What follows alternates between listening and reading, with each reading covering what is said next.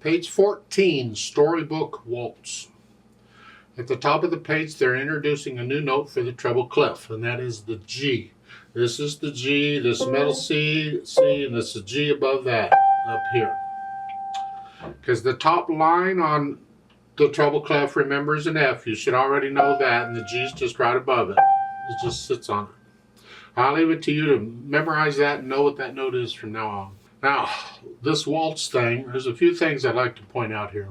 Let's look it over. It's 3 lines long, treble and bass clef, 1 sharp in the key signature. So we're in the key G major. It means that all the Fs in the piece, no matter where they are, all the Fs are automatically going to be played as F sharps. And 3/4 time signature, which makes sense. It's a waltz. Waltzes are usually in 3/4 time signature.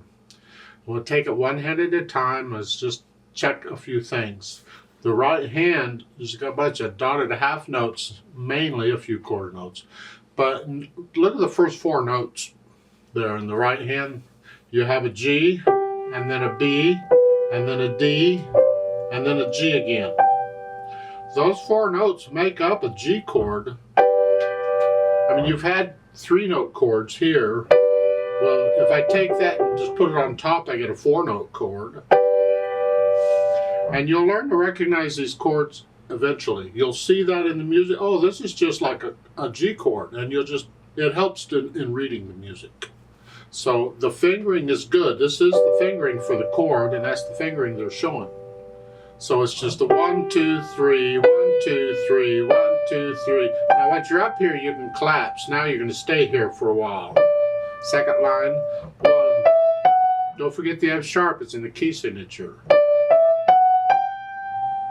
Now on the second line, 3rd measure, the D, I suggest if you can, use 3rd finger here, because in the next measure we got to come down here. So I'm just going from this position to this position. So use 3rd finger on that one to prepare for this note. And then you do it again. Left hand, well again, look at the 3 notes there in that first measure. It's a G, a B, and a D. It's a chord, 3-note chord. It's a broken chord. They're played one at a time here. There's a lot of patterns for broken chords. This is one of them. Very common in waltzes. Okay, and you'll learn to, again, recognize those. You'll look at those notes and think, oh, it's a broken G chord. I can do that. Rather than trying to read each individual note, it's much easier when you start seeing these patterns, these groups of notes, and you can recognize them as such. It's like recognizing a group of letters as a word. Well, we do the same thing or similar thing in music. We'll recognize a group of notes as a collection, as a thing, and you just play it. It takes time. It'll happen in time. The last measure of the first line is a G, F sharp. You're just coming down a half a. Remember, it is an F sharp. There's an F sharp in the key signature. And you want to get to where you can do this without looking at the keyboard. You can feel that, where that is, eventually. Put the heads together, it's here.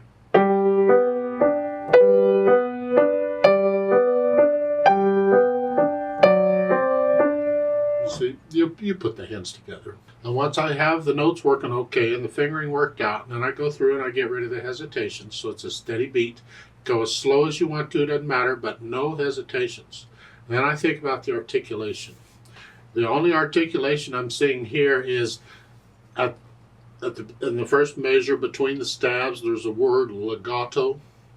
Legato means connect them. Some say it says smooth.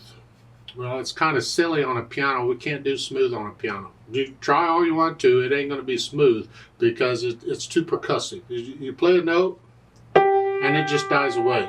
So when you play another note, there's nothing smooth about it. Smooth is when you have an instrument, like a wind instrument, and you can play different notes without tonguing them, and one note just blends into another note.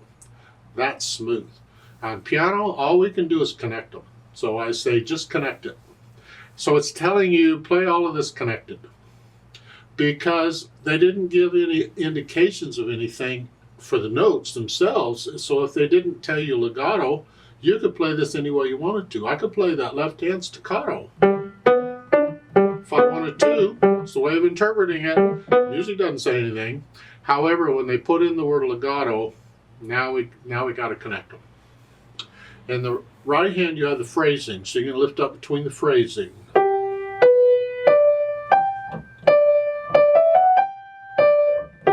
Just a little lift, like taking a breath. And the left hand, see if you could keep that connected. Don't lift up in the left hand.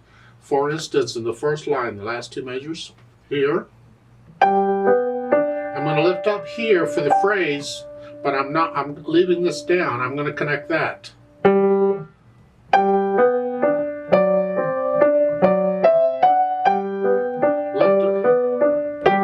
So lifting up in the right hand for the phrasing, but I'm keeping the left hand connected all the way through.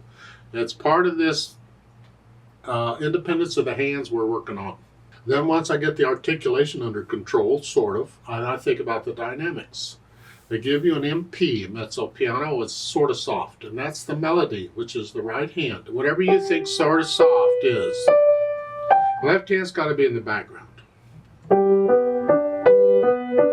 And that's going to be a trick, because it's just natural. We just do it naturally without thinking. When one hand is kind of busy, here, the left hand's got all these quarter notes going, we will just tend to play those louder. Without even thinking about it, we'll just play them.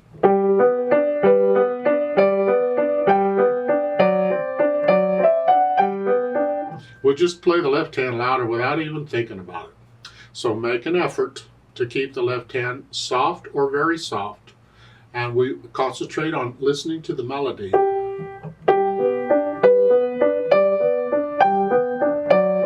Now there's a hairpin in the second and third measure. You're going to gradually get louder. They don't tell you how much louder to get. I'm going to suggest you just go up a little bit to mezzo forte, MF. Let's go up there. So mezzo soft, stay there. You see at the beginning of a hairpin, you don't move yet. You're still at the same level where you were. So at the second measure, I'm still there. Now third measure, go up a little bit. Now I'm moderately loud. And then they give you another hairpin to go louder.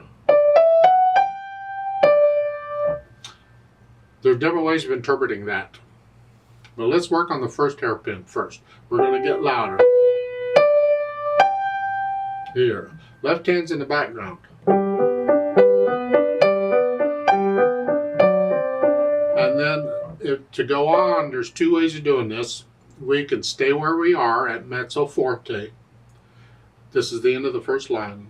And the hairpin to go up to forte. Loud. Go up to loud. Here. So moderately loud. The last measure of the first line is moderately loud, and then go up to loud. Or you could say, I don't want to get really loud here. So I'm going to come down, back down to moderately soft and go back up to moderately loud. So the last two measures of the first line, I'm going to be moderately loud. And then I'm going to jump down to moderately soft. Then back up.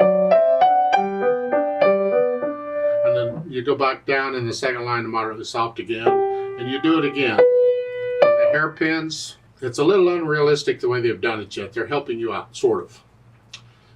At the end of the second line, you get a hairpin. And at the beginning of the third line, you get another hairpin. Well, in reality, those are not two different hairpins. That's one long hairpin split between the two lines. And there's a way to notate that, but they haven't shown it yet, so they're not doing it. The point is, the hairpin at the end of the second line, you treat that exactly the same as the hairpin at the beginning on the first line. Just go on up to moderately loud there and stay there. Here. And at the end, I suggest that hairpin at the end, move that over one measure. You want to hear, not on here. So move that hairpin over. It's similar to what it is at the beginning of the second line. You have it? That's what you want to do. And you're going to end this kind of loud then. That's my impression of the dynamics. You get into it and feel it, and do you really feel these dynamics that way? Then the speed, temp, moderato, it's picture people dancing 1, 2, 3, 1, 2, 3.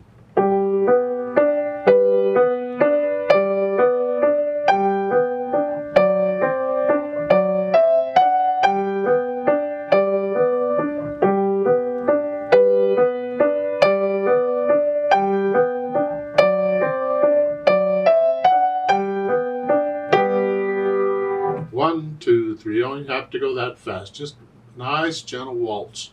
For the interpretation, of course, start with a natural accent. 1, 2, 3. 1, 2. Give that. The left hand, just a little extra. Feel it, don't force it. And then for the dynamics and all that, feel it. Let's play this together very slowly and check the notes and the rhythms. I'm not going to do any dynamics. I'm going to play it all about the same, both hands about the same. I'll give us 3 counts. We're just checking notes and rhythms here. We're not performing it. 1, ready, go.